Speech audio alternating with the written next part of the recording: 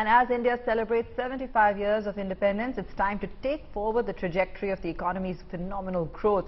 How will the next 25 years look as India charts the growth path to achieve global leadership?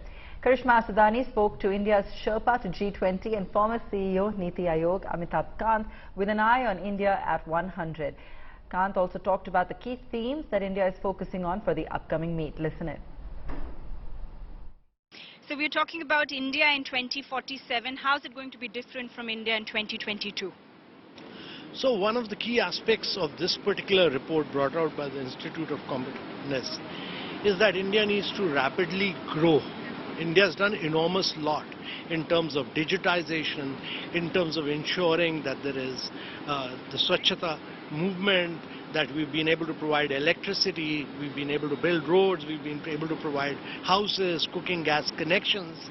And what this report says is that India needs to grow at rapid rates for the next 25 years, and what it will entail in terms of bringing in huge amount of infrastructure, in terms of urbanizing, in terms of ensuring competitive efficiency of the private sector to be able to grow rapidly. And there's a huge amount on social progress, which means that India will have to improve its learning outcomes, its health outcomes, nutrition. But most critically, what the report says is that if India is to grow rapidly, the real action is in the states of India. And several states of India, many states of India will have to bring growth, progress and improving learning and health outcomes as the centerpiece of their growth strategy for the next several years. Right. One question. You're talking about states, but I wouldn't miss an opportunity to ask you, because the G20 presidency is going to come soon for India in November. Now, let's understand this factor that because of a lot of geopolitical aspects, Russia-Ukraine crisis, China-Taiwan, a lot of supply issues, what is India expecting this time at G20? What are going to be our core themes? Well, several things. One is that Indonesia is right now the president. Our objective, by the time India becomes the president, I think globally there will be several challenges. There will be challenge of global growth. There will be challenges of global sustainability. There will be challenge of accelerating the pace of sustainable development goals. And there will be a huge challenge of inclusive growth. So all these issues will be critical and in the forefront. Thank you, sir.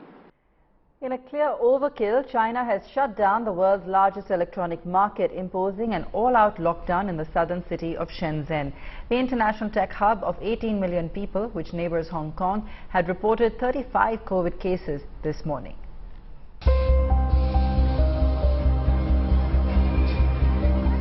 The army of workers in orange, the barricades and the draconian restrictions are all back in the electronics epicenter of the world, Shenzhen.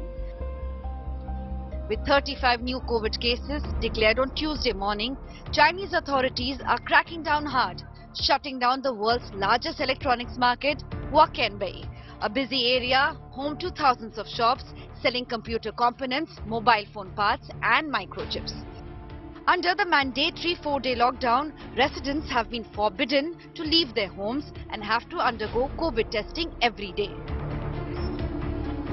All businesses have been ordered to be shut except supermarkets, pharmacies and hospitals. Even restaurants are shut with only takeaways allowed. The Chinese Communist Party's heavy-handed approach is expected to further hit the slowing local economy. In July, youth unemployment in China hit a record high with 1 in 5 out of work. Shenzhen had last been shut in March, impacting operations of global biggies like Tencent Holdings and Huawei Technologies, which have their head offices here, even Foxconn manufacturers and the Apple iPhone in the area. It is partly in response to these arbitrary Chinese measures that manufacturers have been setting up base outside China. In countries like India, Vietnam and Indonesia, hoping to soften the impact of the dragon's blazing fire. Bureau Report, Business Today Television.